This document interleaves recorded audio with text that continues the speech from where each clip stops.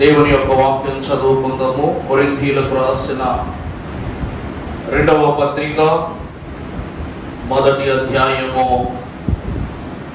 4వ వచనము చదువుకుందాము. దేవుడు మిమ్మల్ని ఏ ఆదరణతో ఆదరించుచు ఉన్నాడో ఆ ఆదరణతో ఎట్టి శ్రమలలో ఉన్న వారినైనను ఆదరించుటకు శక్తి గల వారము అగునట్లు ఆయన మా శ్రమ అంతటిలో మమ్ములను ఆదరించుచు ఉన్నాడు. క్రీస్తు యొక్క శ్రమను మా యందు ఎలాగున విస్తరించుచు ఉన్నదో అలాగునని క్రీస్తు ద్వారా ఆదరణయు మాకు విస్తరించుచు ఉన్నది. ఆమేన్. ప్రార్థన చేసుకుందాము. మహిమా స్వరూపి అయ్యున్న మా ప్రియ పరలోకపు తండ్రి, నీ ప్రభావము గల రక్షణయగు సిలువలో దయాదాక్షిణ్య పూర్ణుడవై ఉన్న నీవు దయగల నీ ప్రేమ ద్వారా ప్రతి దినము సిలువ సంపదలో, ప్రతి క్షణము సిలువ భాగ్యములో, ప్రతి అణువు సిలువ చురుకుదనముతో ఫలింపబడినట్లు నీవు చేయుచున్న సహవాస సహాయకరమైన ధ్యాన శక్తిని బట్టి నీకే మహిమ. నా వైపు చూచు వారిని నేను చూచెదరని సెలవిచ్చిన స్వామి, సిలువ వైపున చూచుచు సిలువ యందు ప్రాణత్యాగము గావించిన నీ వైపు చూచుచు వాసము చేయనయున్న మాకు మరి యొక్క సిలువ ద్వారా మా ఆత్మీయ తలంపులను మహిమ తలంపులనుగా మార్చివేసి దీవించి మహిమ పొందుమని మహిమ వాక్కు చేత మమ్ములను బ్రతికించుచు బలపరచుచున్న యేసు నామమున మిక్కిలి వినయముగా ప్రతిబలాడి వేడుకొనుచున్నాము తండ్రి. ఆమేన్. సిలువ బలము సంపూర్ణమైన కాంతిని అనుగ్రహించునని సెలవిచ్చిన దేవుడు సిలువ దాతృత్వ దీనధన్యతను ఆయన పక్షమున చేరియున్న మనకు సదయుడైన దేవుడు నిత్యము దయచేయును గాక. ఆమేన్. ప్రభువునందు దేవుని ప్రియబిడ్డలారా, క్రీస్తు నాథుని కృపా సమాధానము మీకు కలుగును గాక. ఆమేన్. పరిశుద్ధ వాక్యములో అపోస్తలుడైన పౌలు మహాభక్తుడు కొరింథీ సంఘమునకు రాసిన ఈ పరిశుద్ధ పత్రికలో ప్రారంభము ఒక వింతైన సంగతితో ఆరంభిస్తూ ఉన్నాడు. దేవుని చిత్తము వలన క్రీస్తు యేసు యొక్క అపోస్తలుడైన పౌలు మన సహోదరుడై తిమోతియును కొరింథులోనున్న దేవుని సంఘమునకును అకయ యందటనున్న పరిశుద్ధులందరికీ శుభమని చెప్పి వ్రాయున్నది ఏమిటనగా, మన తండ్రి అయిన దేవుని నుండి ప్రభు అయిన యేసు క్రీస్తు నుండి కృపయు సమాధానము మీకు అను చోట మనకు అని రాసుకుంటాం కాదు, అనుకోండి, మనకు కలుగును గాక. దేవుని ప్రియబిడ్డలారా, ఇక్కడ కనికరమును తర్వాత నుంచి చూస్తే కనికరము చూపు తండ్రి సమస్తమైన ఆదరణను అనుగ్రహించు దేవుడు.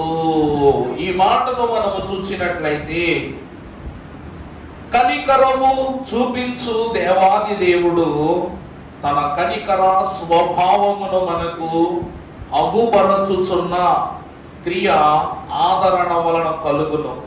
ఈ లోకములో ఎంత ఘనస్థితిలో ఉన్నవాడైనను ఏదో ఒక చారి ఏదో ఒక పరిస్థితిలో శ్రమ పొందుకోక మానడు, శోధనను అనుభవించక మానడు, భారాన్ని భరించక మానడు. ఈ లోకమున అట్టి స్థితిలో ఉన్న ప్రతి ఒక్కరికి దేవుని యొద్ద నుండి కావలసినది ఏమిటి అంట? ఆదరణ. అందుకే పౌలు మహాభక్తుడు ఈ పత్రికా సారథ్యములో తాను సెలవిచ్చుచున్న సత్యం ఏమిటంటే, ఆదరణ లేకుండా ఆధారమగలవు దేవునికి మనం ఏం కాలేము, ఇష్టలము కాలేము. అందుకే దేవుడు ఆదరించువారు లేక ఆరాధించువారు దేవుని ఆదరణను పొందుదురు. ప్రభువునందు ప్రియులారా, దానిని గురించి మన దైవజనుడు ఒక రక్షణ పద్యములో సెలవిస్తూ ఇలాగున రాస్తున్నారు. కడలేని ప్రేమ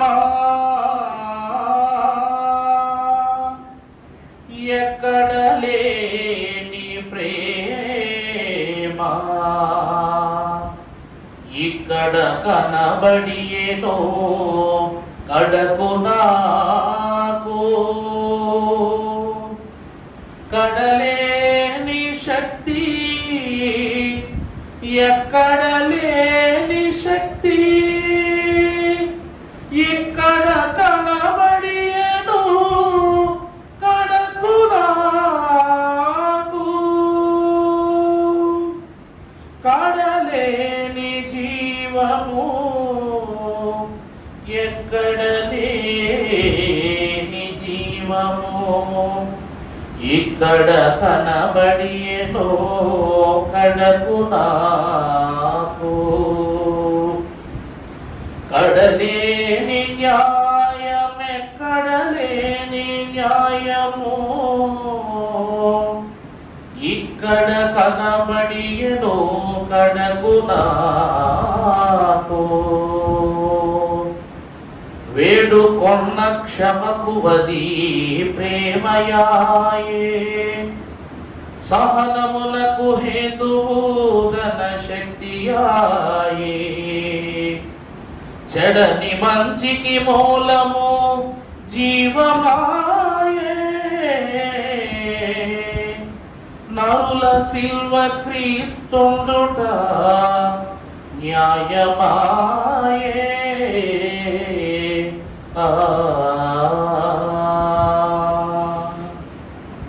ఆదరణ ఆదరణ ఆదరణ అను విశ్వాసులు పొందుకొననయ్యున్న దేవుని ఆదరణను పొందు ఆధారము సిలువ అని సెలవించుచు, కడలేని ప్రేమ ఎక్కడ లేని ప్రేమ ఇక్కడ కనబడియను కడకు నాకు. కడలేని శక్తి అనగా నీ కన్నీళ్లను తుడచి నిన్ను లేవనెత్తు శక్తి ఇక్కడే కనబడియను కడకు నాకు. కడలేని న్యాయము ఎక్కడా లేని న్యాయము ఇక్కడే కనబడెను కడకు నాకు. ప్రభువునందు ప్రియులారా, దేవుడు మనలను ఏ ఆదరణతో ప్రేమించుచున్నాడు లేక ఏ ఆదరణతో మనల్ని కనపరుస్తున్నాడు, ఆ ఆదరణతో ఎట్టి శ్రమల యందు ఉన్న వారినైనను అమ్మా ఆదరించుటకు శక్తి గల వారము అగునట్లు ఆయన మా శ్రమ అంతటిలోనూ మమ్మును. ఇక్కడ ఆదరణ ఆదరణ ఆదరణ అను పదము 5 మార్లు ఉపయోగింపబడింది. దేవుని యందు ప్రియబిడ్డలారా, దైవజనులు పరమ భక్తులు బైబిలు గ్రంథకర్తలైన వారు వాక్యానుభవం ద్వారా తెలియజేస్తూ, పరిశుద్ధ గ్రంథములో ఏదైనాను ఒక పదము ఒక మారు పదప్రయోగము చేయబడితే ఆ పదమునకు దేవుడు ఘనతను అందించినట్లు మనము సాక్ష్యముగా భావించాలంట. కానీ అదే పదము పరిశుద్ధ గ్రంథములో పలుమార్లు వాడబడితే అది దేవుని యొక్క వినుతిని పొందుకున్న పదముగా మార్చబడుతుందంట. ఉదాహరణకు మన దైవజనులు అన్నారు, కానీ అనుకొనుట ద్వారా మనకి ఏం కలుగుతుందంట? హాని కలుగుతుందంట. అలాగునే ఇక్కడ మనము చూసినట్లయితే ఒక గ్రంథములోనే పలుమార్లు వాడబడితే ఇంత దీవెనైతే, మరి ఒక పుస్తకములో పలుమార్లు వాడబడితే, ఒక అధ్యాయములో పలుమార్లు వాడబడితే ఎంత దీవెనో చూడండి. కానీ ఇక్కడ ఒక్క వచనములోనే 5 మార్లు ఈ పరిశుద్ధమైన పదము, ఆదరణాలు పదము మనకు దేవుడు తెలియచేస్తూ అన్నాడు. యేసు క్రీస్తు ప్రభువును సిలువకు సన్నద్ధము చేసిన సంగతులు ఎన్నో ఉన్నవి, గాని సన్నద్ధుడైన సిలువనాథుడైన ప్రభువును సత్కరించుటకు లేక శ్రమ నుండి తగ్గింపు హృదయముతో శోధనను తగ్గించుటకు దేవుడు ఏర్పాటు చేసిన పరిశుద్ధమైన స్థితియే ఈ ఆదరణ సిలువ. ఆదరణే మనుష్యులకు లేక భక్తులకు దేవుని యొద్ద నుండి ఇవ్వబడిన ఆధారం. దేవుని యందు ప్రియబిడ్డలారా, ఈ దినమున మన ఆదరణ సిలువ. మన ఆదరణ ఏమిటండి? సిలువ. సిలువ లేకుండా మనం ఆదరింపబడగలమా? కనీసం యేసుక్రీస్తు ప్రభువు కూడా సిలువ లేకుండా తండ్రి చేత ఆదరింపబడరు. అందుకే నశించుచున్న వారికి అది వెర్రితనమాయను, రక్షింపబడిన వారికి అది శక్తి ఆయన. చూసారుగా, చెడని మంచికి మూలము జీవమాయే, నరుల సిల్వను పొందుకొనుట న్యాయమాయే అన్నారు. ప్రభువునందు ప్రియబిడ్డలారా, నశించుచున్నవాడు సహనమును పొందుచున్నాడు కాబట్టి ఆ సహనము, ఆ నిరీక్షణ, ఓర్పు కలిగి ఉన్న వారికి సిలువ శక్తిగా మారిందంట. చెడని మంచికి మూలముగా ఉన్నటువంటి భక్తులకు అది జీవముగా మారిందంటే సిలువ శక్తికి ఆధారం, జీవానికి ఆధారం, ప్రేమకు ఆధారం, న్యాయానికి ఆధారం. అంటే ఈ లెక్కన మనము చూసినట్లయితే సిలువ లేకుండా శక్తి లభించదు, సిలువ లేకుండా జీవము లభించదు, సిలువ లేకుండా ప్రేమ లభించదు. సిలువ ఎదుట తప్ప మనకు న్యాయము మరి ఎక్కడనూ లభించదు. ఈ దినమున్న ప్రియులారా, ఆ సిలువ ద్వారా శ్రమ పడినటువంటి మనకు దేవుని వాక్యం సెలవిస్తుంది, ఆదరణ అనగా ఓదార్పు. ఆదరణ అనగా ఏమిటండి? ఓదార్పు. ఈరోజు వాళ్ళ గృహానికి నేను వెళ్తున్నాను, వాళ్ళని ఆదరించడానికి, దైవ యాజకులు ఆదరించడానికి వెళ్తున్నారంటే నవ్వుతూ ఉన్నవాడిని, సంతోషంగా ఉన్నవాడిని ఆదరించడానికి ఎవరైనా వెళ్తారా? దుఃఖములో ఉన్న వారిని ఆదరిస్తా అంటే ఎందుకు వెళ్తాం? ఆదరణ అంటే ఓదార్పు చేయడానికి వెళ్తాం. ఈరోజు సిలువే మనకు ఓదార్పునిచ్చే ఆదరణ ఆధారమై ఉన్నది. ప్రభువునందు దేవుని ప్రియబిడ్డలారా, ప్రభువు సిలువ శ్రమలలో ఆయనను ఆదరించు వారు కొన్ని ప్రాముఖ్యమైన సంగతులను కలిగి ఉన్నారంట. అలాగనే మనలను ఆదరించుటకు కూడా ప్రభువు కొన్ని ప్రాముఖ్యమైన స్థితులను ఈ వాక్యము ద్వారా కనపరుస్తున్నారు. ఈ రోజు మనము చూసినట్లయితే దేవుడు మనలను 5 విషయాలతో ఆదరిస్తున్నాడు. అక్కడ 5 సార్లు ఆదరణ వచ్చింది కదా. ఆదరణలో 5 విషయాల ద్వారా దేవుడు మనలను ఆదరింప చూచుచున్నాడు. కాబట్టి ఇందులో సిలువ యొక్క మూల్యం, సిలువ యొక్క శ్రమ లేక సిలువ యొక్క త్యాగము ఇమిడిపోయి ఉన్నదని ప్రభు పేరిట వాగ్దానం చేస్తూ ఉన్నా. మొదటిగా ఈ 5 విషయాలు ఏమిటనగా, మొదటిది ప్రార్థన ద్వారా ఆదరణ. మొదటిది ఏంటంటే ప్రార్థన ద్వారా ఆదరణ. రెండవది వాక్యము ద్వారా ఆదరణ. ఇవి కేవలం మనకు మాత్రం కాదు, గుర్తుపెట్టుకోండి. ఇందాకేమని చెప్పా? ప్రభువును మనం ఆదరించింది 5 విషయాలతోనే, ప్రభువు మనల్ని ఆదరించింది ఈ 5 విషయాలతోనే. మొదటిది ప్రార్థన ద్వారా ఆదరణ, రెండవది వాక్యం ద్వారా ఆదరణ, మూడవది పరిశుద్ధమైన దేవుని యొక్క సిలువ ద్వారా ఆదరణ. మూడవది సిలువ ద్వారా ఆదరణ. నాలుగవది పరిశుద్ధాత్మ ద్వారా ఆదరణ. ఐదవది సంఘము ద్వారా ఆదరణ. సరిపోయిన 5 ఆదరణలు. మొదటిది ప్రార్థన, రెండవది వాక్యము, మూడవది సిలువ, నాలుగవది పరిశుద్ధాత్మ, ఐదవది సంఘము. ఇప్పుడు మన మొదటి క్రమ అంశం ప్రార్థన ద్వారా ఆదరణ. నేను వాగ్దానం చదివిస్తాను, మరి మీరు కూడా నాతో కలిసి చదవాలని ఆశపడుతున్నాను. వాక్యము చదవగలిగేవారున్నా చదవగలిగేవారు లేకపోయినా కూడా మరి నేను చెప్పేది అర్థమవుతుంది కాబట్టి నా తర్వాత నేను చెప్పగా నాతో కలిసి చెప్పండి.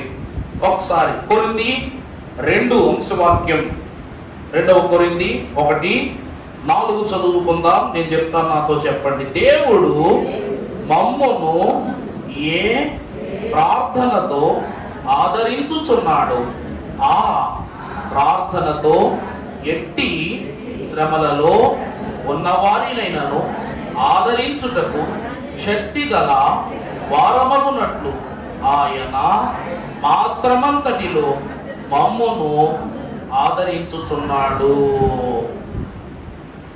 సరిపోయిందా ఈ పదం? దేవుడు మమ్మును ఎట్టి ప్రార్థనతో, ఆదరణ అనగా ఓదార్పు. ఈరోజు శ్రమ కలిగిన గృహానికి వెళ్ళి దైవాభిషిక్తుడు ఏమని ఓదార్చాలి? అమ్మా జరిగింది ఏదో జరిగిపోయిందని అందరి వలె ఓదార్చాలా? లేకపోతే వెళ్ళిపోయిన వాళ్ళు వెనక్కి వస్తారా ఏంటి అని ఓదార్చాలా? సర్లే అమ్మా ఇక కొన్ని విషయాలు దిగ మింగుకోవాలని ఓదార్చాలా? ఎందుకు దేవుడు ప్రార్థన అను ఓదార్పును లేక ఆదరణను మనకి ఇచ్చాడంటే మనుషులకు అనితీతమైన స్థితులను కనపరుచున్నదే వాక్యమను మనుషుడు ఓదార్చువాడు కాదు, అంగలార్పించువాడు. కానీ దేవుడు ఆదరించువాడు, ఆశ కలిగించువాడై ఉన్నాడు. కాబట్టి మొదటిగా దేవుడు మనల్ని దీనితో ఆదరిస్తున్నారంట, ప్రార్థనతో. ఇలాగున ఆదరణ సిలువను ఎత్తుకొనిన యేసుక్రీస్తు ప్రభువును ఈ యొక్క ప్రార్థన అనేటువంటి ఓదార్పుతో లేక ఆదరణతో ప్రభువు యొక్క స్థితిని సిలువకు సిద్ధపరచి ఆదరించిన ఘనమైనటువంటి భక్తురాలు ఎవరు అనగా పిలాతు భార్య అయిన క్లౌదియా. పరిశుద్ధ వాక్యం చదువుకుందాం. మత్తయి సువార్త 27వ అధ్యాయము 19వ వచనం చదువుకుందాము. అతడు న్యాయపీఠము పైన కూర్చుండి ఉన్నప్పుడు అతని భార్య, నీవు ఆ నీతిమంతుని జోలికి పోవద్దు. ఈ ప్రొద్దు అంటే ఏంటి? ప్రొద్దు అంటే ఏంటండి? ఈ రోజు ఉదయం ప్రొద్దు పొడిచింది అంటే చీకటి పడుతుందని. ప్రొద్దు అనగా ఉదయము. ఈ ఉదయ కాలమున అనగా సూర్యుడు మన యొద్దకు సమీపించక మునుపే ఈ ప్రొద్దు పొడవక ముందే నేను ఆయనను గూర్చి కలలో నేనేం పడుతున్నా? మిక్కిలి బాధపడితిని అని అతని యొద్దకు వర్తమానమును పంపెను. ప్రార్థన ద్వారా ఆదరణగా ఈరోజు యోసేపు మహాభక్తుడు కలలకు మహారాజుగా మనకు ప్రతీతి, స్వప్నముల రాజుగా ప్రతీతి. యేసుక్రీస్తు ప్రభువు యొక్క నీతిని గూర్చి, న్యాయ తీర్పును గురించి, ప్రభువుకు వేయబోవు శిక్షను గురించి ఏ భక్తునికి రానటువంటి ప్రార్థనా తలంపు అతడు నీతిమంతుడనియు, ఘనుడనియు, దేవుని కుమారుడనియు, అతడు నిరపరాధి అనియు దేవునిని గురించి రాత్రంతయు. అందుకే దైవజనులు పాటలో రాశారు, నడిపించు నానావా నడి సంద్రముల దేవని కీర్తనలో, రాత్రంతయు శ్రమపడినా రాలేదు ప్రభు జయము, రహదారులు వెదకినను రాదాయే ప్రభు జయము అన్నారు. ఈ క్లౌదియా మహాభక్తురాలు ప్రభువు యొక్క తలంపును దినమంతయు అనగా శిక్ష ప్రారంభమైనది మొదలుకొని ప్రభువును తలంచుకుంటున్న మనిషిగా ఇక్కడ కనబడట్లా. ఒక రాజా కుమార్తెగా లేక మహారాణిగా ఈ క్లౌదియా ఉన్నప్పటికీ దైవజనులు మనకు విశ్వాస ప్రమాణమును తెలియజేస్తున్నప్పుడు మన చేత కొన్ని మాటలను తెలియజేస్తున్నప్పుడు ముగింపు ప్రార్థనలో, మన కీర్తన పుస్తకం ముగింపు ప్రార్థనలో చివరిగా వచ్చినప్పుడు ఒక అంశం ఉంటది. యేసు క్రీస్తు ప్రభువే రక్షకుడనియు ఆయనే దేవుని కుమారుడనియు తెలియని వారు ఎప్పుడో ఒకప్పుడు ఏదో ఒక సమయమున ఆయనే రక్షకుడు అని తెలుసుకొందురు అనే ఒక మాట మన ముగింపు ప్రార్థనలో ఉంటది. అంటే ఆయనే దేవుని కుమారుడనియు ఆయనే నిజరక్షకుడనియు ప్రత్యక్షముగా తెలుసుకోకపోయినా ఏదో ఒక రోజు ఏదో ఒక చోట ఎవరి వలనైనా వారు తెలుసుకొందురు అని రాశారు మన అయ్యగారు. ఈ క్లౌదియా ప్రభువు చెప్పే బోధలు కూర్చుని విన్న భక్తురాలు కాదు, లేక ప్రభు దేవాలయంలో బోధించినప్పుడు వెళ్ళిన భక్తురాలు కాదు, ప్రభువు యొక్క సువార్త యాత్రల్లో సహకరించిన భక్తురాలు కాదు. ఈమె ప్రభువును కళ్ళెత్తి కనీసము చూచిన మనిషి కూడా కాదు.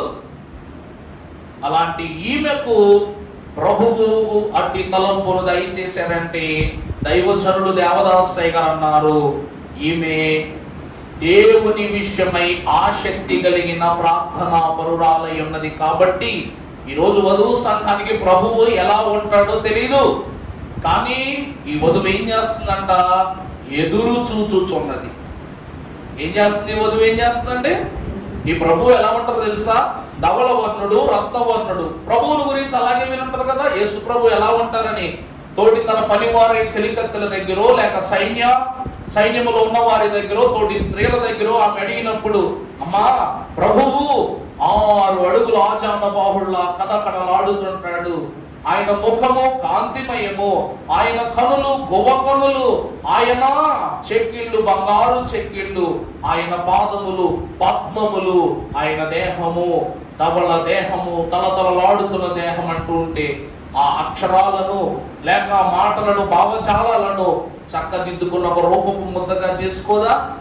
ఈరోజు వరుడు వధువు ఒకటే కనుక, అంటే ఈరోజు వరుడు వధువు ఒకటిగా ఉంటున్నారంటే నేను పరిశుద్ధులను కాబట్టి మీరును పరిశుద్ధులైన, మీరు పరిశుద్ధంగా ఎంత ఘనంగా ఉంటారో మీ రూపమును నేను కూడా అలాగునే ఉంటానని ప్రభు సెలవిస్తున్నారు. ఈ రీతిని బట్టి ఈమె పిలాతు మహారాజు యొద్దకు, నిజానికి రాజు తీర్పిస్తున్నప్పుడు ఎవరో దరిదాపులు కూడా వెళ్ళకూడదు. మీకు వాక్య వృత్తాంతములోని ఒక మహారాణి యొక్క కథ బాగా తెలుసు. ఎవరామె? పరమ భక్తురాలైన ఎస్తేరు. ఆమెంటది, నా భర్త అయినా రాజు అయినా అహస్రోసు విషయంలో నేను ఈ విషయంలో వీరు నా ప్రజలు అని, లేకపోతే నిన్ను హమాను మోసం చేస్తున్నాడని, మొర్దెకాయి నా పినతండ్రి అని నేను చెప్పి శిక్ష రద్దు చేయమని చెప్తే, నా భర్త యొక్క సింహాసనం ఎదుట అధికారమును పుచ్చుకున్న నిమిత్తమై నేను రాజధికారం చేస్తే ఈ మాటను బట్టి నేను నశించిపోతాను. అంటే రాజాజ్ఞకు విరుద్ధమైన ఏ తలంపును సింహాసనం నెరవేర్చడం. కానీ ఈమె ధైర్యము చూడండి, ఆమె కలిగిన స్వప్నమును, ఆమె దేవుని యందు కలిగి ఉన్న తలంపును ఆ క్షణమునే అతని యొక్క భర్త అయిన పిలాతు యొద్దకు ఆమె వచ్చి ప్రార్థనాపూర్వకంగా చెబుతుంది. ఏమని? ఆ నీతిమంతుని జోలికి నీవు పోవద్దు. ఈ ప్రొద్దున నేను ఆయనను గూర్చి ఒక కల కన్నాను, ఒక స్వప్నాన్ని కన్నాను, ఆయన విషయమై ఏ అపరాధమును చేయవద్దు అంటున్నారు. ఈమె దేవుని కుమారుడైన యేసుక్రీస్తు ప్రభువును ప్రార్థన ద్వారా తన భర్తను సిద్ధపరచి, అందుకే పిలాతు ఆ దినమున మాట విన్నాడు కాబట్టి ఈ నీతిమంతుని జోలికి, చెప్పండి, ఆ నీతిమంతుని జోలికి నేను పోను, ఆ నీతిమంతుని రక్తమునకు నాకును నా కుటుంబానికి ఏ సంబంధం లేదంటే భార్య స్వప్నములో దేవుని కుమారుని నిమిత్తము కలిగి ఉన్న దర్శనాన్ని ఆయన ఆమోదించుకున్న అతడే ఆదేశించుకున్నాడు, ఆదేశించిన అతడే అనుసరించుకున్నాడు. అందువలన ఆ దినమున క్లౌదియా విజ్ఞాపన ప్రార్థన హృదయము ప్రభువుని ఏం చేసిందంట? ఆదరించిందంట. అందుకే పక్కకు తీసుకెళ్ళి నువ్వు రాజువా అని అడిగితే నీవన్నట్టే అంటారు ప్రభు, నేను రాజునే. దేవుని ప్రియబిడ్డలారా, ప్రభువును ఆదరించినది అనగా ప్రార్థనాపూర్వకముగా ఆదరించినది కేవలము క్లౌదియ మాత్రమే కాదు. పరిశుద్ధ గ్రంథములో మనము చూసినట్లయితే మత్తయి 26:36 చదువునన్న.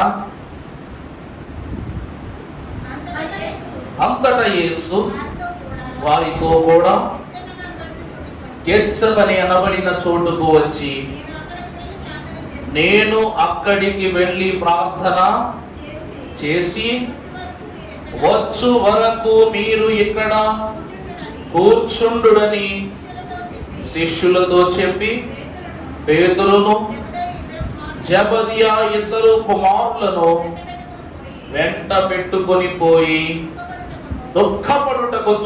చూడండి ప్రభు అక్కడ ఏం చేయడానికి వెళ్తున్నారట? దుఃఖపడుటకును చింతాక్రాంతుడగుటకును మొదలు పెట్టెను. చాలండి. ప్రభువునందు ప్రియులారా, ప్రభువు దేవుని కుమారుడు. లోకమునకు పరలోక ప్రార్థనను నేర్పించిన గురువర్యులు. అవునా కాదండి? ప్రభు ఎవరు మనకు? గురువు. పరలోక ప్రార్థనను, పరమందున్న ప్రార్థన పరుడైన తండ్రిని స్తుతించే ఘనవచనమును, పరలోక ప్రార్థన అనుభవాన్ని లోకమునకు అందించిన గురువర్యులు ప్రభువు. అట్టి ప్రభువు ప్రార్థన నేర్పిన పావనుడే. గెత్సెమనే అనగా నూనె గానుగా. చెప్పాను కదా గతంలో, గెత్సెమనే అంటే ఏంటంటే నూనె గానుగా. ఆ స్థలమునకు ప్రార్థనా స్థలం అని పేరు. అంటే పగటి వేళ రోగములు, బలహీనతలు, శోధనలు, దెయ్యములు, ఇంకేవో వంటి ప్రతి చిక్కులను విశ్వాసుల యొద్ద నుండి తొలగించిన ప్రభువు వీటన్నిటినీ కూడా గెత్సెమనే తోటలోనికి వెళ్ళి మోకరించి వాటి విషయమై ప్రభు ఏం చేస్తున్నారట? దుఃఖపడి చింతాక్రాంతుడై ప్రార్థనా అనుబలమును గెత్సెమనే వనములో పొందుకుంటున్నారంట. అవునా కదా? మీరు శోధనలోనికి ప్రవేశించకుండునట్లు మెలకువ కలిగి ప్రార్థించిన. గెత్సెమనే అనగా ప్రార్థనా స్థలం. అనగా ఆ స్థలములో ఏమన్నది అనగా ప్రార్థన ఉన్నది. అందుకే మనమందరం కూడా ఎప్పుడో ఒక పాట పాడుకుంటాం. ఏమిటది? వనములోనికి పోయెను నా రక్షకుడా, వనములోనికి పోయెను నా రక్షకుడా,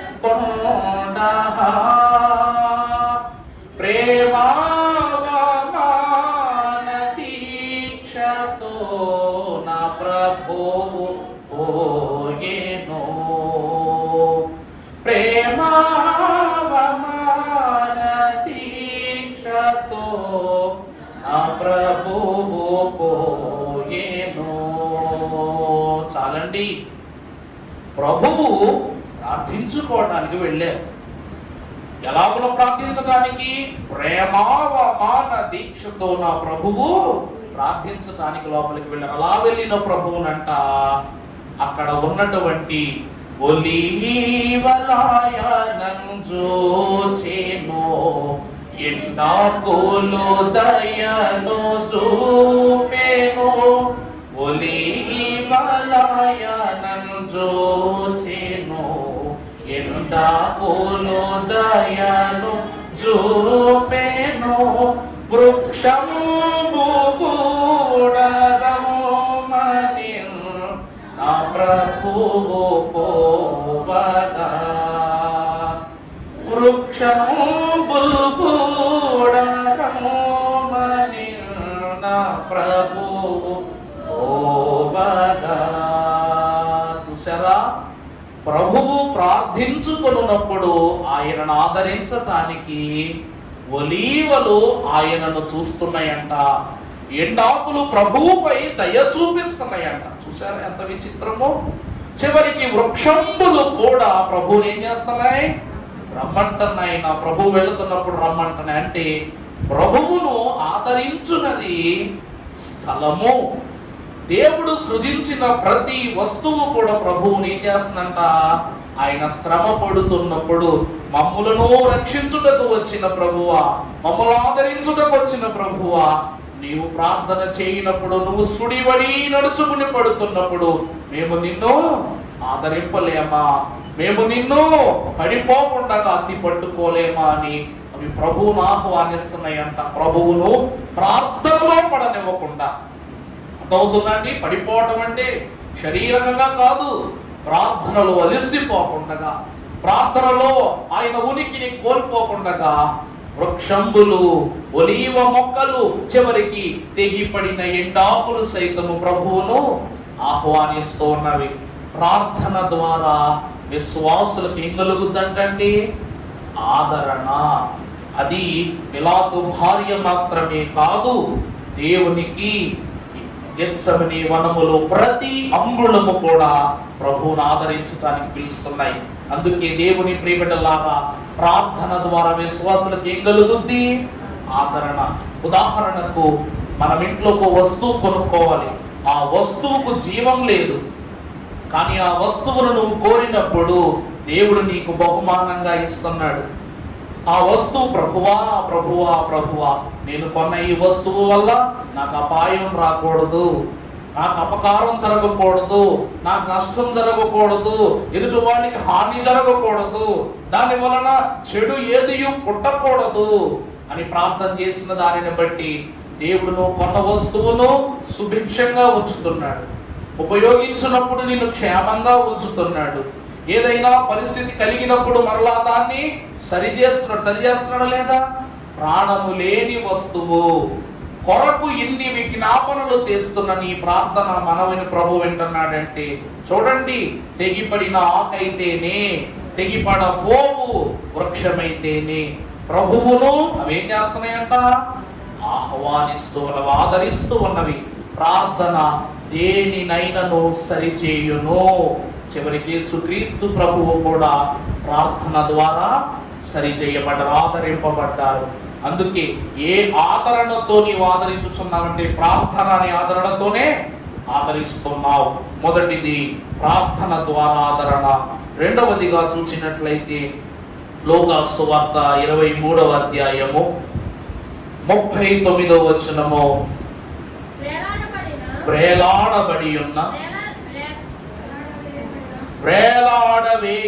ఉన్న ఆ నేరస్తులలో ఒక్కడు ఆయనను దూషించుచు, నీవు క్రీస్తువు కదా, నిన్ను నీవు రక్షించుకొనుము, మమ్మలను కూడా నువ్వు రక్షించు అని చెప్పాను. చాలమ్మా. మొదటిగా చూస్తే అక్కడ వేయబడిన వారిలో ఒకడు, నువ్వు క్రీస్తువు కదా, నువ్వు దేవుని కుమారుడవు కదా, నీకు సాధ్యము, నువ్వు తలంచుకుంటే ఈ శోధనలో నుండి క్షణకాలములోనే నీవు తప్పింపబడుదువు, అలాగనే మమ్మలను తప్పించుదువు అని ఒకడు అంటున్నాడు. ఇప్పుడు రెండవ వాడు ఏమంటున్నాడమ్మా? అయితే రెండవ వాడు వానిని గద్దించి, నీవు అదే శిక్షా విధిలో ఉన్నావు కనుక దేవునికి నువ్వు భయపడవా? మనకైతే ఇది న్యాయము, మనము చేసిన వాటికి తగిన ఫలమును పొందుచున్నాము గాని చేయలేదని చెప్పి యేసు వచ్చినప్పుడు నన్ను జ్ఞాపకము చేసుకొనుమని ఆయనను అడిగెను. ప్రభువునందు ప్రియులారా, మొదటి దొంగ యొక్క వృత్తాంతము చూస్తే శ్రమలో ఉన్నప్పటికీ సమాధానము లేని స్థితి. రెండవ దొంగ యొక్క స్థితిని గమనిస్తే అతడు ఎలాగున మాట్లాడుతున్న గమనించండి. నువ్వు కూడా ప్రభువు అనుభవిస్తున్న శిక్షా విధిలోనే ఉన్నావు కదంట్రా, ప్రభువు అనుభవించుచున్న శ్రమలో ఉన్నావు కదరా, అలాంటిది ప్రభువును నువ్వు హేళన చేస్తున్నావు. నీకు నాకు ఈ శిక్ష తగును. అతడు ప్రభువును నీతిమంతునిగా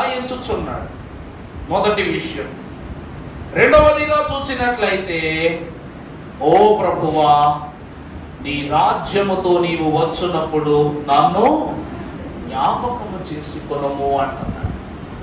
ఒక దొంగ ఎలా మాట్లాడుతున్నాడో అక్కడ క్లుప్తంగా కనబడుతుందమ్మా. రెండవ దొంగ దగ్గర నుంచి చదువమ్మా ఒకసారి. మొదటిగా వాడు ఏం చేస్తున్నాడంట? గద్దిస్తున్నాడంట. ఇది మొదటి సంగతి. రెండవది చదువునన్న. రెండవది వాడికి గుర్తు చేస్తున్నాడు. నువ్వేమిటో ప్రభువు ఏమిటో అన్నది గుర్తు చేస్తున్నాడు. అర్థమవుతుందన్నమాట. మొదటిగా గద్దింపు, ఇది పద్ధతి కాదు అబ్బాయి అని చెప్తున్నాడు. రెండవది గుర్తు చేస్తున్నాడు. నువ్వు ప్రభువు ఒకటేనా? నువ్వు వేలాడుతున్న సిలువ కమ్మ, నువ్వు ప్రభు వేలాడుతున్న సిలువ కమ్మ ఒక్కటై ఉండొచ్చు, కానీ వేలాడవేయబడిన మీరిరువురు ఒక్కటి కాదు. తర్వాతమ్మా మూడవది దేవుని భయాన్ని గురించి చెప్తున్నాడు. మూడవది ఏం చెప్తున్నాడండి? నువ్వు ఎవరికి భయపడవా? దేవునికి భయపడవా నువ్వు? మూడవది. నాలుగవది చూసారా, తనను తాను ఏం చేసుకుంటాడంట? తగ్గించుకోవట్లా, ఒప్పుకుంటున్నాడు దోషాన్ని. మనకైతే ఇది తగును అంటే దాని అర్థం ఏంటి? మనం పాపాలు చేసిన వాళ్ళు, దోషాలు చేసిన వాళ్ళు, మనకి శిక్ష కావాలి, మనకి శిక్ష అవసరం అని చెప్పేసి అంటున్నాడు. తనను దేవుని ఎదుట నేను పాపము చేసిన వాడనని ఒప్పుకుంటున్నాడు. తర్వాత నాన్న శిక్షను అంగీకరిస్తున్నాడు. ఐదోది శిక్షణ ఏం చేస్తున్నాడండి? అంగీకరిస్తున్నాడు. తర్వాత ప్రభువు నిరపరాధి అనే సాక్ష్యాన్ని చెప్తున్నాడు. తర్వాత ఆరో మాట ఇది. తర్వాత నాన్న ఆయనను చూచి యేసు నీ రాజ్యముతో వచ్చున్నప్పుడు నన్ను జ్ఞాపకము చేసి కొనుము అని ప్రభువు ఎదుట అతడు చేయి చాపి తన హృదయమును పరదాగా పరచి ప్రభువుని అడుగుతున్నాడు. ప్రియులారా, ఇక్కడ మనము చదువుకున్న ప్రతి మాటలో గద్దింపు, రెండవది దేవునికి నీకు ఒకటే సమానమైన హక్కు అనుకుంటున్నావు అనేటువంటి గద్దింపుతో కూడినటువంటి వాక్కు, మూడవది తనను తాను పాపముల ఎదుట శిక్షకు ఒప్పుకొనుట, నాలుగవది దేవుని ఎదుట నీవు భయపడవా అనేటువంటి హెచ్చరిక. ఇలాగున్న ప్రతి మాట ఒక్కసారి ఒక తాటి మీదకు తీస్తే రెండవ దొంగ వాక్యాన్ని బోధిస్తున్నాడు. రెండవ దొంగ ఏం చేస్తున్నాడండి? వాక్యాన్ని బోధిస్తున్నాడు. దుష్టుల ఆలోచన చొప్పున నడువక, పాపుల మార్గంబున నిలువక, అపహాసకుడు, చూడండి వాడు అపహాసకుడని గద్దింపు చేసి చెప్తున్నాడు. వాడి ఆలోచన దుష్ట ఆలోచన అని చెప్తున్నాడు. వాడు పాపుల మార్గములో ఇంకా నిలిచిపోయాడని గుర్తు చేస్తున్నాడు. యెహోవా ధర్మశాస్త్రమునందు ఇప్పుడు ఏం చేస్తున్నాడు? ఆనందిస్తున్నాడు. ఎందుకో తెలుసా? ఈ శిక్ష మనకు తగును. ధర్మశాస్త్ర ప్రకారం మనం దొంగలు, మనకేం కావాల్సిందే? శిక్ష పడవలసిందే. దానిని దివారాత్రములు ధ్యానిస్తున్నాడు. ఎవరి ఎదుట? దేవుని కుమారుని ఎదుట. ఇప్పుడు అతడు ఏ వరుసలోనికి చేర్చబడ్డాడంట? ధన్యుని వరుసలోనికి చేర్చబడ్డాడు. ఇప్పుడు ప్రభువుని అడుగుతున్నాడు, ఓ ప్రభువా, నీవు నీ రాజ్యముతో వచ్చినప్పుడు నన్ను ఒక మారు జ్ఞాపకం చేసుకోవా అని అడుగుతున్నాడు.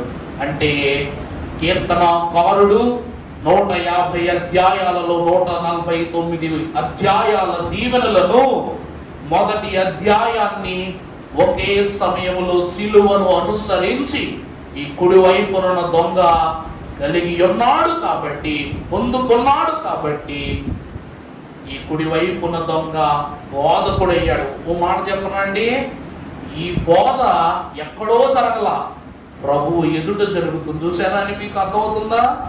ఫాదర్ ఎం దేవదాస్ అయ్య గారంట ఒక పక్కన కుర్చీ వేసుకుని కూర్చునేవారంట. పాదురులందరినీ వాక్యం చెప్పమనేవారంట. అయ్యగారు ఎదుట మేము వాక్యం చెప్తే ఎక్కడైనా అవరోధం దొరుకుతుందేమోనని అయ్యగారితో, అయ్యా నేను వెళ్ళనండి ముందు, నేను వెళ్ళనండి ముందు, నేను వెళ్ళనండి ముందు అంటే అయ్యగారు అనేవారంట, ప్రభువు మొదటి వాక్యం నీతో చెప్పించాలని ఆశపడుతున్నారు. ప్రభు మాటను ధిక్కరిస్తావా అనేవారంట. నువ్వు నన్ను చూసి భయపడుతున్నావా, ప్రభువును చూసి భయపడుతున్నావా? ప్రభువు నీకు మొదటి అవకాశాన్ని ఇచ్చారు. ఇదే మాట రేపు పరలోకములో ఇస్తాన్నప్పుడు నువ్వు కాదంటావని అయ్యగారు గద్దించగానే మారు మాట్లాడకుండా వెళ్ళిపోయేవారంట.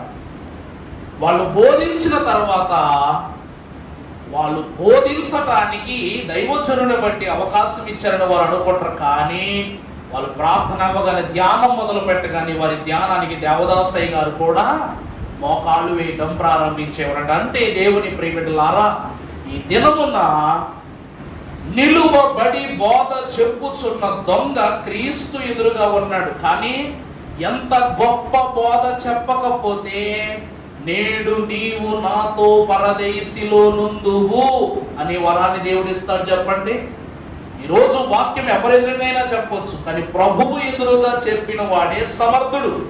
నిజమా కాదా? తోటి దొంగను తప్పు విషయమై గద్దిస్తున్నాడు. ప్రభు వాక్యంలో చెప్పినదే కదా, పాపము చేయవద్దు, గద్దింపు. రెండవది, మీరు పరిశుద్ధుడు కాబట్టి మీరు పరిశుద్ధులై ఉండాలి. ఇప్పుడు ప్రభు పరిశుద్ధుడు, వాడు పాపి. నువ్వు ప్రభుతో పోల్చుకోవద్దు. తనకేమో తెలియజేస్తున్నాడు, నీ స్థితి ఏంటో తెలియజేస్తున్నాడు. మూడవది, నువ్వు దేవునికి భయపడవా? వాక్యం ఏమని చెప్తుంది? యెహోవా యందు భయభక్తులు కలిగియుండుట తెలివికి జ్ఞానమునకు మూలం. అదే చెప్తున్నాడు, ఆ మాట చెప్తున్నాడు. భయపడవా దేవునికి నువ్వు? తర్వాత తను చెప్తున్నాడు, ప్రభువా వాడు ఏదో పాపం చేశాడు, ఆ నీతిమంతుడు, చూసారా సాక్ష్యము. ఏమని చెప్తున్నాడు ప్రభువును? మనకైతే ఇది తగును, శిక్షను ఒప్పుకుంటున్నాడు. శిక్షకు పాత్రుడనయ్యా, రక్షణను తెచ్చిదివయ్యా ఒప్పుకుంటున్నాడు, శిక్షణ ఒప్పుకుంటున్నాడు. వెంటనే ఆ నీతిమంతుడు, ఏ పాపం ఎరుగని వాడు నీతిమంతుడని సాక్ష్యాన్ని తెలియజేస్తున్నాడు. ఇన్ని స్థితులు వాక్యములో నుండి కూడగట్టి ఒక్క మాటతో బోధించిన దొంగ యొక్క ఔన్నత్యము, అర్హత దేవునికి అతి ప్రియమైంది. కాబట్టి దేవుడు దొంగ చెప్పిన మాటలను బట్టి ఆదరింపబడ్డాడు. యేసుక్రీస్తు ప్రభు అండి దొంగ చెప్పిన బోధను బట్టి ఏమైపోయారంట? ఆ క్షణంలో ఆదరింపబడ్డారు, ఆనందపరచబడ్డారు. కాబట్టి వాక్యము ద్వారా ప్రభువుకు ఆ సమయంలో ఏం కలిగింది? ఆదరణ కలిగింది. దేవుని సంఘమైన వాళ్ళ దేవదాసయ్య గారు ఎప్పుడు అంటారు, మీరు బోధ వినేవారి వలె కాదు, బోధ చెప్పేవారి వారు తయారైన నాడే బోధ విస్తరింపబడుతుందంట. రోజు ప్రభువు చెప్పే బోధలు విని అపోస్తలులు ప్రభు వెళ్ళిపోయిన తర్వాత సర్వలోకానికి బోధ చెప్పడానికి బయలుదేరారు. అలా బయలుదేరిన వారు ఎంత మందిని సిద్ధపరిచారో, ఎన్ని మూలలకు పంపించారో, ఈరోజు ఎంత విస్తారముగా పని జరిగిస్తున్నారో మనం ఎరుగుదు. ఈరోజు వాక్యం అంటుంది, ప్రభువు ఎదుట బోధ చెప్పి ప్రభువు మనస్సును గెలిచి చిటికలో రక్షణను పొందుకున్న కుడి వైపునున్న దొంగ ప్రభువును వాక్యముతో ఆదరించాడు. అందుకే కొరింథీయులకు రాసిన మొదటి పత్రిక 6వ అధ్యాయం 10వ వచనం చదువమ్మా. అమ్మా, దొంగలైనను, లోభులైనను, త్రాగుబోతులైనను, దోషకులైనను, దోచుకొనువారైనను దేవుని రాజ్యమునకు, అంటే ఈ దొంగకు తన యొక్క స్థితి ఏమిటో అర్థమైపోయింది. కాబట్టి తను పాపి అని, తను చెడులో ఉన్నాడని, తను తప్పిదములో ఉన్నాడని, అట్టి స్థితిలో ఉన్న దొంగ బ్రతుకై ఉన్న నన్ను దేవుడు అంగీకరించడని తెలుసు. కాబట్టి ఏం చేశాడంట? ప్రభువు ఎదుట అన్నింటినీ ఒప్పుకున్నాడు. ఒప్పుకొని అప్పుడు అడుగుతున్నాడు, నీ రాజ్యములో నాకు స్థలం ఇవ్వు అని. ప్రభు అన్న మాట చెప్పి వెంటనే, నీవు నేడు నాతో పరదేశిలో నుందువు, వారసత్వపు భాగ్యాన్ని పొందుకున్నావు. వాక్యము ఆదరిస్తే మనం ఎవరికి వారసులమైపోతాం? దేవునికి వారసులమైపోతాం. రెండవది, వాక్యము ద్వారా ఆదరణ. మూడవదిగా మనం చూసినట్లయితే ఒకసారి వచనం కూడా చదువుకుందామమ్మా. ఇందాక ప్రార్థన ద్వారా ఆదరణ, ఇప్పుడు వాక్యం ద్వారా ఆదరణ. ఒకసారి 2వ కొరింథీ మొదటి అధ్యాయం 4వ వచనం చదువుకుందాం. నాతో చెప్పండి. దేవుడు మిమ్మును ఏ వాక్యముతో ఆదరించుచున్నాడో ఆ వాక్యముతో ఎట్టి శ్రమలలో ఉన్నవారినైనను ఆదరించుటకు శక్తి గల వారమగునట్లు ఆయన మా శ్రమంతటిలో మమ్మను ఆదరించుచున్నాడు. వాక్యమే మనకేమైనది? ఆధారం. ఈ వాక్యము నా పాదములకు దీపము, త్రోవకు వెలుగు. వాక్యము లేకుండగా చీకటే, వాక్యము లేకుండగా అంధకారమే. కాబట్టి వాక్యము ద్వారా ప్రతి ఒక్కరూ ఆదరింపబడాలి. ఆదరణ సిలువలో వాక్యమనే ఆధారాన్ని కుడివైపున దొంగ సాక్ష్యముగా రుజువు చేశాడు. మూడవది చూసినట్లయితే మత్తయి సువార్త 27:32 చదువమ్మా. కురేనీయుడైన సీమోను ఒకడు కనబడగా అతనిని సిలువ మోయుటకు అతనిని బలవంతము చేసిరి. వారు కపాల స్థలమును అర్థమిచ్చు గొల్గోతా అను స్థలమునకు వారు వచ్చి చాలమ్మా. ప్రభునందు ప్రియబిడ్డలారా, మూడవది సిలువ ద్వారా ఆదరణ. మూడవది ఏమిటండి?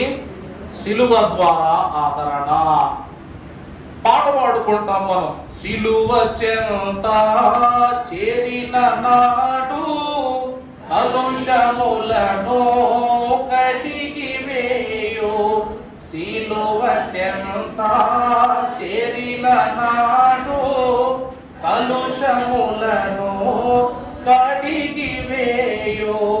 పౌలు వలెను శిలా వలెను, పౌలు వలెను శిలా వలెను సిద్ధపడిన హత్తుల జూచి, సిద్ధపడిన హత్తుల జూచి సిలువ చెంత చేరిన నాడు కలుషములను కడిగి వేయు. అనగా సిలువ ఆధారముగా, ఆదరణగా ఎవరు అంగీకరిస్తారో వారి కలుషములన్నీ కడిగి వేస్తాడు. పౌలు ఎంత పాపం చేశాడో మనకు తెలుసు. పౌలు ఎన్ని మరణాలకు కారకుడో మనకు తెలుసు. దేవునికి ఎంత వ్యతిరేకుడో మనకు తెలుసు.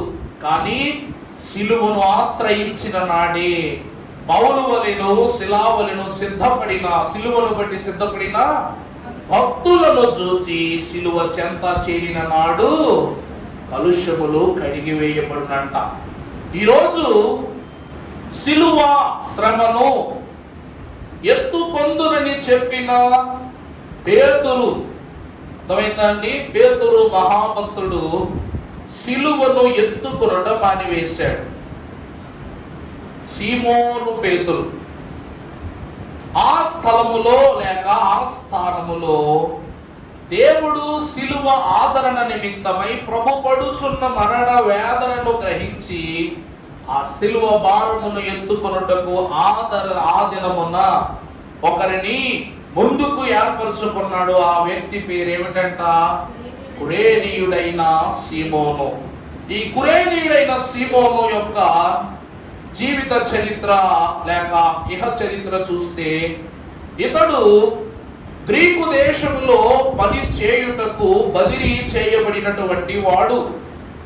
యెరూషలేము నుండి గ్రీక్ దేశములోనికి రోమా ప్రభుత్వాధికారుల యొక్క పని పురికొల్పుకొనుటకు గాను, ఇప్పుడు మన వాళ్ళు కోయిటెల్లి ఎలా పనిచేస్తున్నారో అలాగుననే ఈ కురేనీయుడైన సీమోను కూడా భార్యా బిడ్డలను వాళ్ళు విడిచిపెట్టి పని విషయమై అక్కడికి వెళ్ళాడు. కానీ యూదా మత ఆచారము ప్రకారముగా పస్కా పండుగను ఆచరించు నిమిత్తము ఎంతటి వారైనా, ఎట్టి శ్రమలో ఉన్నా, ఎట్టి పనిలో ఉన్నా సరే పస్కా పండుగను ఆచరించుటకు వారి స్వదేశములకు వారు తిరిగి రావాలన్నది ఆనవాయితీ. ఉదాహరణకు గలిబిలి కలిగినప్పుడు సిన్యారు బాబేలు కట్టడమును కట్టునప్పుడు పలుకు భాషలన్నీ ఒక్కటి అయినను పలు విధములకు భాషలుగా మారిపోయెను. నలు దశలకు జనులందరూ ఏమైపోయారంట? వెళ్ళిపోయారు, చెదిరిపోయారు. కానీ చివరికి ఎక్కడ కలుసుకున్నారంట? కలువరిపై కలుసుకున్నారంట.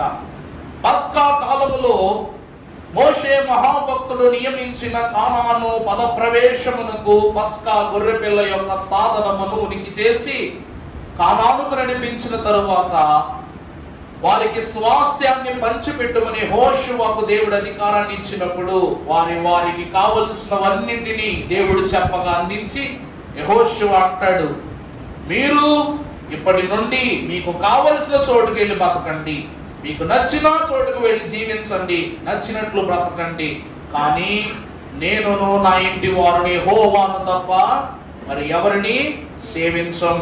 కానీ ఈ పస్కా పండుగను ఆచరించిన నిమిత్తము మీరు ఎక్కడ ఉన్నా ప్రతి ఒక్కరు యెరూషలేమునకు తిరిగి రావాలనని నిబంధనను దేవుడు సిద్ధపరచిన విధమును ఉదహరించి చెప్తాడు. అలాగనే ఈ పస్కా పండుగలో పస్కా ఆచరణ నిమిత్తము తిరిగి స్వదేశానికి వచ్చిన ఈ కురేనీయుడైన సీమోను పురవీధులలో సిలువ మోయలేక సుడివడి పడుతున్న ప్రభువును చూచి, అలసిపోయిన ప్రభువును చూచి చింతాక్రాంతుడై ప్రభువు యొక్క సిలువనెత్తుకున్నాడు. సిలువ ద్వారా ఆదరించు ప్రభువు యొక్క సిలువనెత్తుకుని క్షణకాలమును ప్రభువుని ఏం చేశాడంట? ఆదరించాడంట, ఆదరణ చూపించాడంట. అర్థమైందండి? ఈరోజు ఒక బరువైన వస్తువు మనకు మొయ్యలేని భారంగా ఉన్నప్పుడు ఒక మనిషి వచ్చి చెయ్యగానే అమ్మయ్యా అనుకుంటాం అనుకోమా. ప్రభువులకు కూడా క్షణకాలము ఉపశమనమును కలిగించి ఆదరించిన భక్తుడు ఈ కురేనీయుడైన సీమోను. ప్రభు వాక్యమును మనము చూస్తే ప్రియులారా, ఫిలిప్పీలకు రాసిన పత్రిక 3వ అధ్యాయము 11వ వచనములో పౌలు సన్నద్ధుడై రాయించున్న సత్యము, అమ్మా ఏ విధము చేతనైనను మృతులలో నుండి నాకు పునరుద్ధానమును కలుగు చేయవలనని ఆయన మరణ విషయములో సమానానుభవము గలవాడనై ఆయన పునరుద్ధాన బలమును ఆయన శ్రమలలో పాలివాడనగుట ఎట్టిదో సమస్తమును నష్టపరుచుకుని వాటిని పెంటతో సమానముగా ఎంచుచున్నాను. దేవుని ప్రియబిడ్డలారా, సీమోను పంటకొచ్చాడు. పంటకొచ్చినోడు సర్లే ఏదో తప్పు చేసి ఉంటాడు ఆయన, అందుకే ఆయన ఏదో హింసిస్తున్నట్టున్నారు, బాధ పెడుతున్నట్టున్నారు అనుకుని వదిలి నా బిడ్డలు ఎక్కడున్నారు, నా భార్య ఎక్కడుంది అని వెతుక్కుని వెళ్ళిపోవచ్చు కదా. ఆయనను చూడగానే అతనికి బోధపడిపోయింది.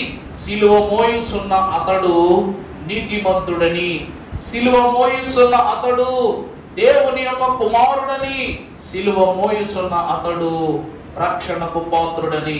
అంతటి ప్రభువు సుడివడి నడుచుచు నేల కొరిగిపోతున్నప్పుడు హృదయమంతయు తడి కన్నులుగా మారిన సీమోను తనకు కలిగిన దానిని అంతటినీ కూడా ఎలా భావించాడంట? పెంట కుప్ప వలె భావించి, నేను అది మోయగలనా లేదా, దానివల్ల నాకు ఆ రోమా సైనికులు ఒక దెబ్బ కొడతారా, నువ్వేమా ఈ శిక్ష మధ్యలో నువ్వు దూరతావా అని చెప్పేసి నీకు కూడా శిక్ష వేస్తావురా, రారా నువ్వు కూడా రారా, నీకు కూడా సిలువేస్తావని ఈ మాటలు కానీ అధికారాన్ని ఏమీ పట్టించుకోకుండా వాటిని ఎలా భావించాడంట? పెంట కుప్పలా భావించి ప్రభువు యొద్దకు పరుగులిడుతూ వెళ్ళి సిలువనెత్తుకున్నాడు. తర్వాత వచ్చిన చదువు 12. అమ్మా ఇది వరకే నేను గెలిచి తిని అయినను, ఇది వరకే సంపూర్ణ సిద్ధి పొంది తినని అయినను నేను అనుకొనలేదు. కానీ నేను దేని నిమిత్తము పట్టబడితేనో దానిని పట్టుకొనవలెనని. అర్థమైందండి? నేను దేని నిమిత్తమై, క్రీస్తు యేసు నిమిత్తమై పట్టబడుటకు పరిగెత్తుతున్నా. చూసారా, కురేనీయుడు ఎక్కడికి వెళ్తున్నాడు? ప్రభువును పట్టుకొనుటకు, సిలువను ఎత్తుకొనుటకు పరుగులెడుతున్నాడు. అలా వెళ్ళినటువంటి ఇతడు ఏమనుకుంటున్నాడంటే తను తాను గురించి చివరిలో అదంతా కాదులే చిన్న మాట, క్రీస్తు యేసు చేత పట్టబడితినో దానిని పట్టుకొనవలెనని నేను పరిగెత్తుచున్నాను. అంటే అతడు పట్టుకుంటున్నది సిలువను కాదు. సిలువ కాక సిలువ శ్రమల ద్వారా రాబోవు రక్షణను. ఆయన పట్టుకున్నది యేసుక్రీస్తు ప్రభువును కాదు, లోక పాపములను మోసుకొని పోవు దేవుని గొర్రె పిల్లను. అట్టి ఆదరణకర్త అయిన ప్రభువుకు ఆ క్షణమాత్రములో ఇచ్చిన ఉపశమనమే సిలువ ద్వారా కలిగిన ఆదరణ. సిలువే అందరికీ ఆదరణ ఇస్తుంది, కానీ సిలువను ఎత్తుకున్న ప్రభువును కూడా ఆదరణించిన వాడే ఈ కురేనీయుడైన సీమోను. సిలువ నాకేం చేసింది అనటం కన్నా సిలువకు మనం ఏం చేసామన్నది కూడా లెక్కే. దేనిని విత్తుదువో దానిని కోస్తావని వాక్యం అంది. కురేనీయుడైన సీమోను దేవుని యందు ఆదరణ ఫలాన్ని విత్తాడు, ఆశీర్వాద ఫలాన్ని పోసుకున్నాడు. ఇది మూడవ స్థితి. వాక్యములో మనం చూసినట్లయితే కొరింథీ పత్రిక అంశములోనికి వస్తే నాతో చెప్పండి, దేవుడు మనలను ఏ సిలువతో ఆదరించుచున్నాడు, ఆ సిలువతో ఎట్టి శ్రమలలో ఉన్నవారినైనను ఆదరించుటకు శక్తి గల వారమగునట్లు ఆయన ఆ శ్రమంతటిలో మమ్మను ఆదరించున్నాడు. సరిపోతుంది కదా? మూడు విషయాలు: ప్రార్థన అనే ఆదరణ, వాక్యం అనే ఆదరణ, సిలువనే ఆదరణ.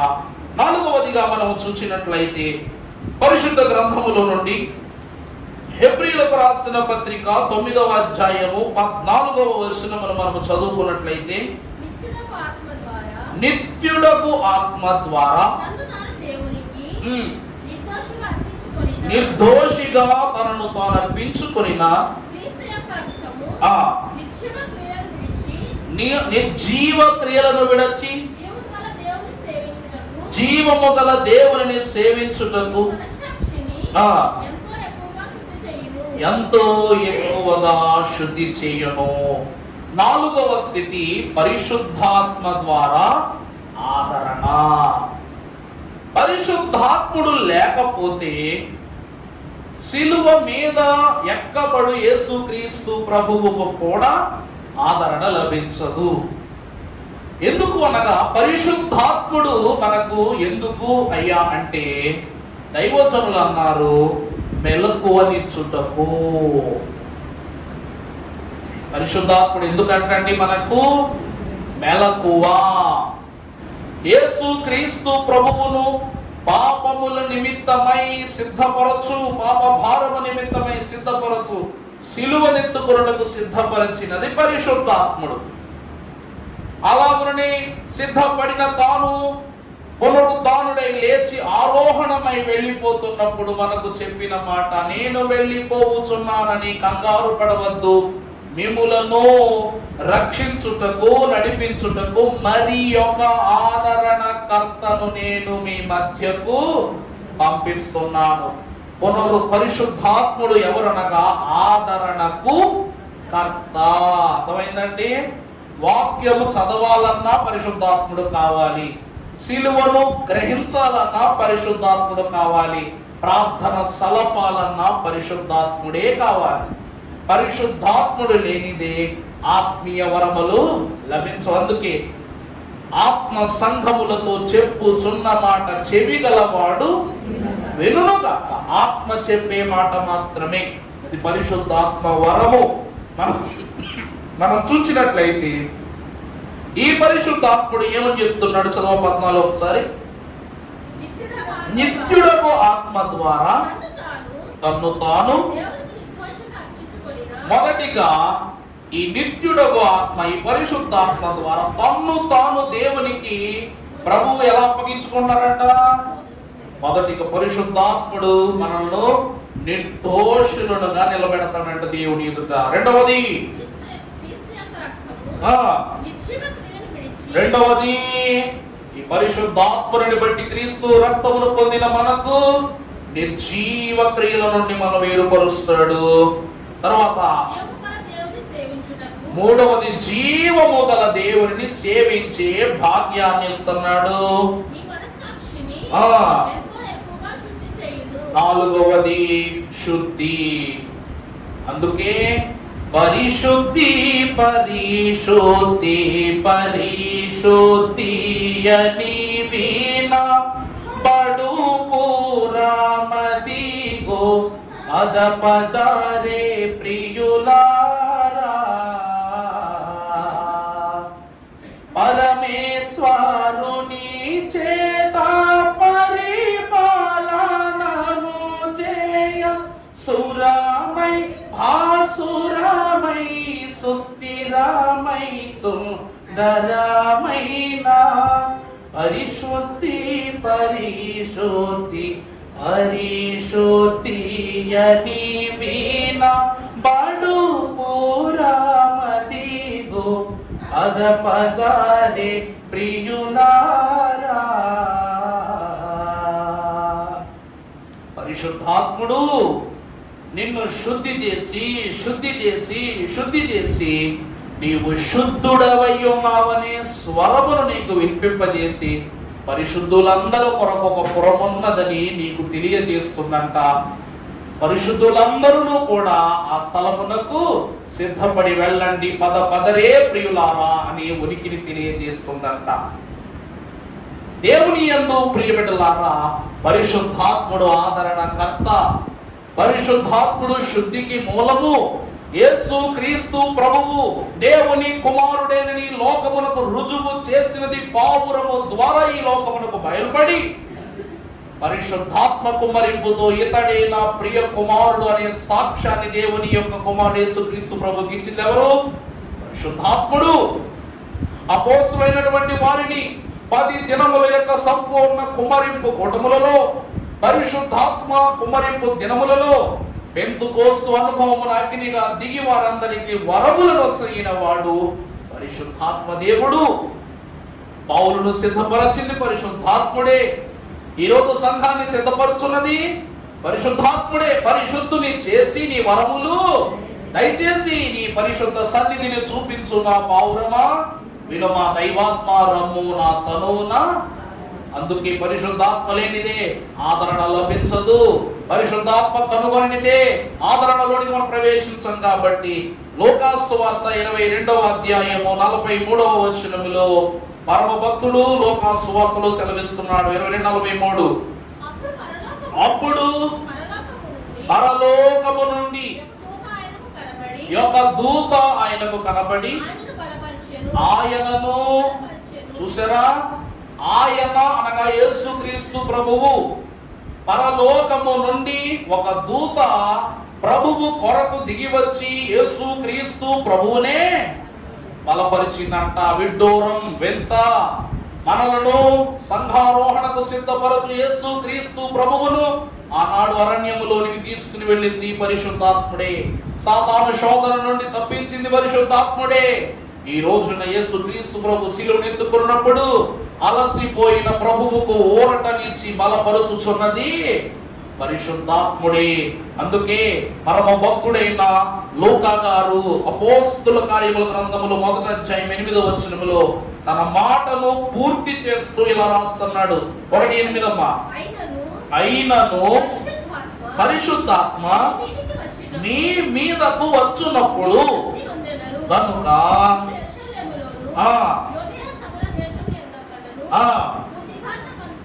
భూదిగంతముల వరకు నాకు సాక్షులయ్యుందురని వారితో చూసారా.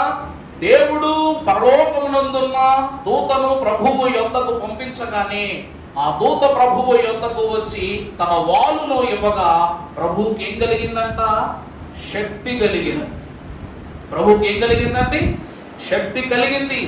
అలసిపోయి కరిగిపోయి వదిలిపోయి వడలింపబడిపోయిన ప్రభువు దేవుడిచ్చిన ఆత్మశక్తి ద్వారా ఆ ఆత్మ బలము ద్వారా లేచి శిష్యుల దగ్గరికి వచ్చి మీరు శోధనలోనికి ప్రవేశించకుండానట్లు మెలకువగలిగి ప్రార్థించండి అని శిష్యులకు చెప్పారు. అందుకే ప్రియులారా, పరిశుద్ధాత్ముడు మనల్ని ఆదరిస్తున్నాడు. ఇందాక అంశంలో కూడా పెట్టిన చదువుకోండి.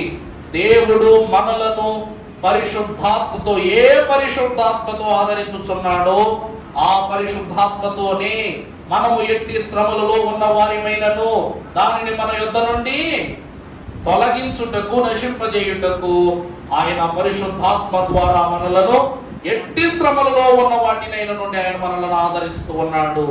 ఆదరించు పరిశుద్ధాత్మ అందించు వర్తమానం పాడుకుంటాం కదండి. దేవత్రియే కూడా అనే పాటలో పరిశుద్ధాత్మ ప్రభో కాపాడుముని సభం, అంతే కదండి. పరిశుద్ధాత్మ ప్రభువు కాపాడుము, ఈ సభను కాపాడు అని అంటున్నారు. పరిశుద్ధాత్ముడు సంచరించువాడు, ఆదరణకర్త, నిత్యము సంచరించేవాడు గనక పరిశుద్ధాత్మ ద్వారా సిలువ కాలములో ఆదరింపబడుతున్నా. అందుకే నా ఆత్మను నీకు అప్పగిస్తున్నాను అంటాడు ప్రభు. ఆత్మను నీకు అప్పగిస్తున్నా. అంతిమ మాట, అంత్యము లేని మాట, అనంతములో నిలువబెట్టుకుని మాట పరిశుద్ధాత్మ ఆదరణ, మెలకువ. చివరిగా చూసినట్లయితే ఎఫ్ఎస్సి 1:22, ఎఫెసీ 1 మరియు సమస్తమును ఆయన పాదముల క్రింద ఉంచి ఆయనకు సంఘమునకు శిరస్సుగా నియమించెను. చదువమ్మా. ఆ సంఘము ఆయన శరీరము, ఆయన సమస్తమును పూర్తిగా సంపూర్ణతయై ప్రభువునందు ప్రియులారా, చివరిగా సంఘము ద్వారా ఆదరణ. సిలువలో సంపూర్ణత ఏమిటంటే ఆదరణ, సిలువలో సంపూర్ణత ఏమిటంటే ప్రభువును ఆదరించిన వారిలో మరొక గొప్ప వరుస, ఘనమైన వరుస ఎవరంట? సంఘము. సంఘము ఆత్మతో చెప్పుచున్న మాట చెవి గలవాడు వినునుగా కన్నారు. కాబట్టి సంఘము ఆత్మ ప్రేరేపణ గల సిద్ధి. ఈ సంఘము ప్రభువును ఆదరించటము ఏంటి అంటే, ఒక మాట, తల ఎంత అధికారము చేసినా పని చేయవలసినది దేహమే. ఒక మాట చూసారా ఎంత క్షుణ్ణంగా ప్రభు రాశారో. ఏమిటి? ఆ సంఘము ఆయన శరీరమును సమస్తమును పూర్తిగా నింపుచున్నదని సంపూర్ణత అయి ఉన్నది. అనగా ఈ దేహము ఎంత శిరస్సు అయి ఉన్నా ప్రభు ఏమంటున్నారంట, ఈ సంఘాన్ని బట్టి, దేహాన్ని బట్టే సంపూర్ణత లభించుచున్నది అంటున్నారు. ఈ సంపూర్ణతను లభింపజేసి ప్రభువు కొరకు అంగలార్చి ఆ వారి యొక్క ఆదరణను ప్రభువుకు బయలుపరచిన వారెవరు అనగా యెరూషలేము కుమార్తెలు. వాళ్ళెవరండి? యెరూషలేము కుమార్తెలు. ప్రభు వాక్యములో చూసినట్లయితే లూకా 23:27 చదువుకుందాం. గొప్ప జన సమూహమును ఆయనను గూర్చి రొమ్ము, చూడండి ప్రభువు విషయమై వీళ్ళు ఏం చేస్తున్నారంట? రొమ్ము కొట్టుకుంటున్నారు. ఇక్కడ మనకు ఒక మాట, థ్యాంక్ యూ అమ్మ, ఒక్క నిమిషం దూరు. ఇక్కడ యెరూషలేము కుమార్తెలు క్రీస్తు విషయమై రొమ్ము కొట్టుకుంటున్నారు. కానీ ప్రకటన గ్రంథము ప్రారంభ అధ్యాయము 7వ వచనములో భూజనులందరూ రొమ్ము కొట్టుకొనుట అనే పదాన్ని మనం చదువుకుంటాం. చూచి రొమ్ము కొట్టుకొందురు. అవును, ఆమేన్. ఈరోజు ప్రభువు చెప్తున్న మాట ఏమిటంటే, యెరూషలేము కుమార్తెలారా, నా కొరకు మీ గుండెలు బాదుకోవద్దు. మీ కొరకు, మీ బిడ్డల కొరకు గుండె బాదుకోండి. ఎందుకంటే చూసారా, ప్రకటన గ్రంథారంలో భూజనులందరూ రొమ్ము కొట్టుకొనుచు ప్రభు ఎదుట కన్నీరు కార్చి అయ్యో ప్రభువా, అయ్యో దేవా అని ఏడుస్తారు. ఆ రోజు మీరు రాకుండానట్లు, ఆ పరిస్థితి మీకు కలగకుండానట్లు మీ కొరకు, మీ బిడ్డల కొరకు నా తండ్రి ఎదుట మీ గుండె బాదుకోండి, మీ కన్నీళ్ళు నా ప్రభు సన్నిధిలో విడిచిపెట్టండి అంటున్నారు. అంటే ప్రభువును ఆదరించుటకు వచ్చిన యెరూషలేము కుమార్తెలను ప్రభువు ఆదరిస్తున్నారు. నా మాట అర్థమైందండి? మా ప్రభువా అని అంటే యెరూషలేము కుమార్తెలు ప్రభువును గురించి దుఃఖిస్తున్నారు. అంటే ప్రభువును ఆదరిస్తున్నట్టే కదా.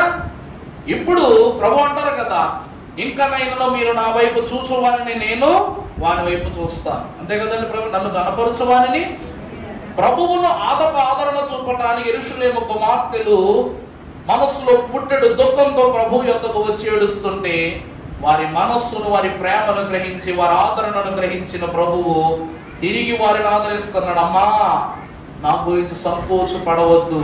మీకు 4 దిక్కులు చూపిస్తున్న ఈ సిలువ నా భారం అనుకుని మీరు బాధపడుతున్నారు, కానీ నేను బాధపడుతున్నాను మీ బిడ్డల గురించి. ఏమిటంటే, ఈ కర్ర వల్ల నాకేమి కష్టం కలగట్లా, కానీ 4 దిక్కుల నుండి మీ బిడ్డల మీదకి ఏం రాబోతుంది?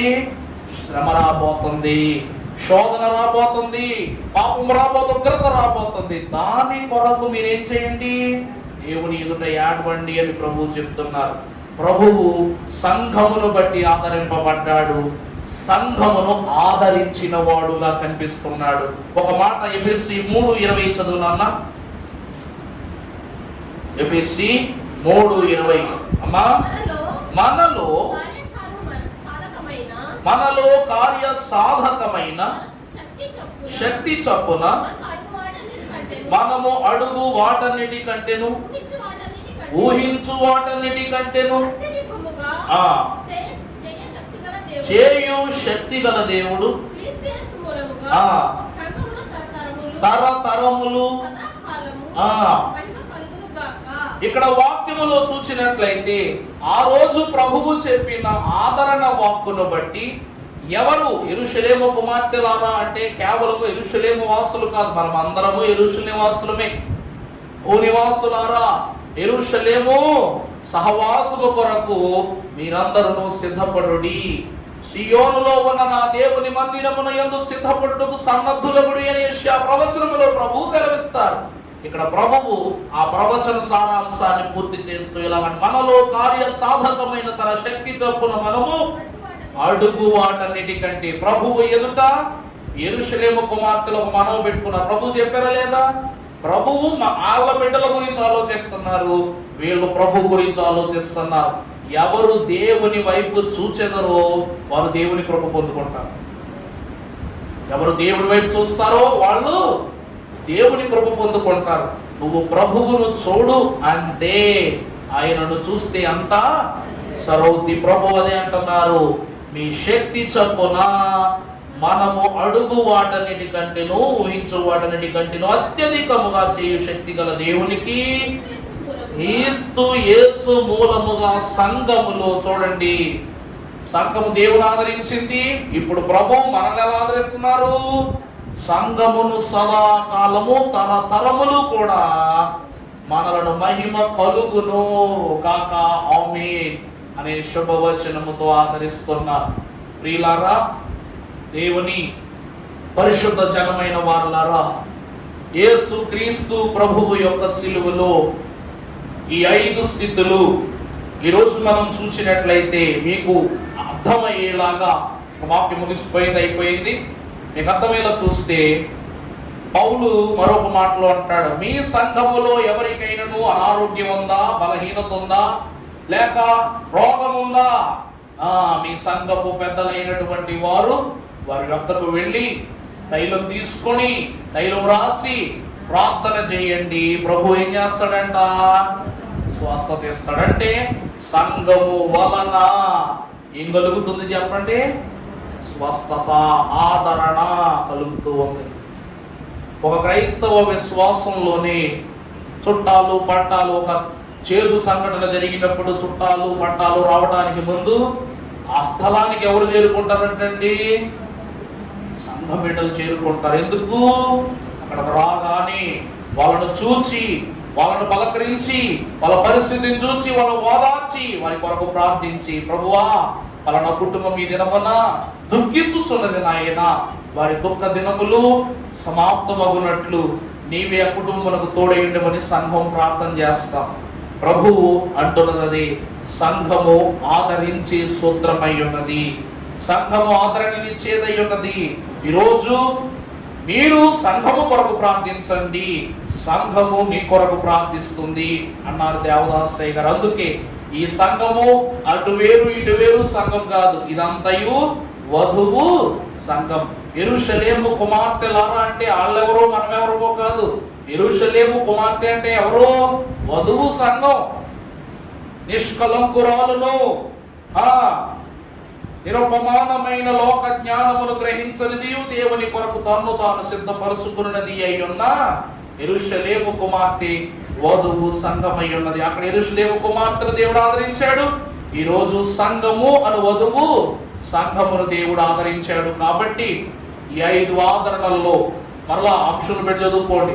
దేవుడు మిమ్మును ఏ సంఘముతో ఆదరిస్తున్నాడో ఆ సంఘముతోనే మీకు కలిగే ప్రతి శ్రమంతటిలోను మిమ్మల్ని ఆదరించడానికి మీరు శక్తిమంతులగునట్లు దేవుడు ప్రతి శ్రమలో నుండి మిమ్మల్ని ఆ సంఘము ద్వారానే ఆదరిస్తూ ఉన్నాడు. అర్థమైందండి? 5 చోట్ల 5 స్థితులు ఇమిడ్చి వేశాను. సిలువలో ప్రార్థన ఉందా లేదా? సిలువలో ప్రార్థన ఉందా లేదా? సిలువలో వాక్యం ఉందా లేదా? మూడవది సిలువలో ఏముండాలా? మూడవ విషయం ఏంటి? సిలువలో సిలువే ఉండాలా. సిలువలు 2 నిన్ను పై గద్దెకు చేర్చినట్టే పౌలు అంటాడు, నేను లోకమునకు నేను ఏమైపడ్డాం? సిలువ వేయబడ్డాం. సిలువలో సిలువ ఉందా లేదా? ఉంది. 4వదిగా చూస్తే సిలువలో పరిశుద్ధాత్మ శక్తి ఉన్నది. ఆఖరిగా సిలువలో సంఘము ఇమిడిపోయి ఉన్నది. సిలువలో సంఘం ఏమైపోయిందండి? ఇమిడిపోయి ఉన్నది. అందువలన ఈ ఆదరణ సిలువలో ఈ 5 స్థితుల ద్వారా దేవుడు కలగబోవు ఎట్టి శ్రమలో నుండి మిమ్మల్ని ఆదరించి దీవించును గాక. ఆమేన్.